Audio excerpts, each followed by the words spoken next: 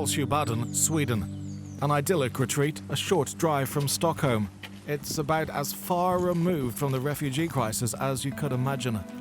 This is where Nourollah lives. He's one of nearly 22,000 Afghan children who came to Sweden in 2015 without their parents. Now living with a Swedish family and attending Swedish school, Nourollah recalls that 6 months ago his situation was a lot different. He talks about his journey to Sweden. In Turkey, we were forced to board rubber boats. There were 45 or 50 people in a 12-meter boat.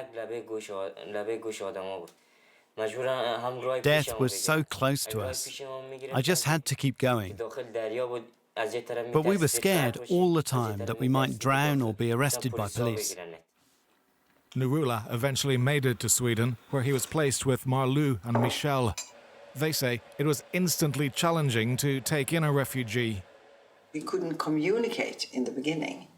He could speak a little bit of English, and then it was body language. But Nourollah soon overcame his communication issues and won over his adopted family.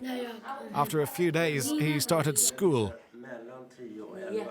Nourollah, he's been here for a little more than 6 months, and he's advancing fast.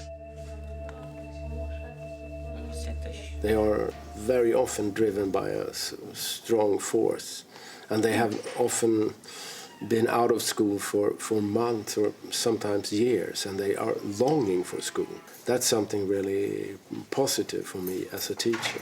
Nourollah fled Iran, crossed 10 countries, was arrested and travelled alone for 47 days. Now he feels good. The school here is very good in Sweden. I start school at 7 a.m, I'm back home by 4 p.m, I'm with my friends. I've also made Swedish friends. Swedish books are more advanced, the teachers are better, and they don't bully you.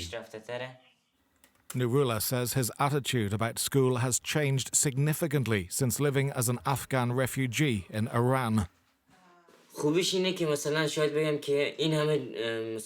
can say maybe the good thing is that so many young people and active minds who come from Iran and Afghanistan go through so many difficulties to come here.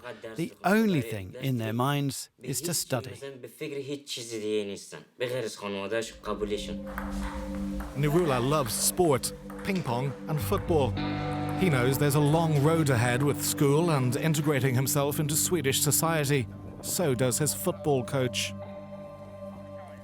I'm glad that he likes to come here, and that gives him a bigger meaning in his life here and a way to integrate into the community.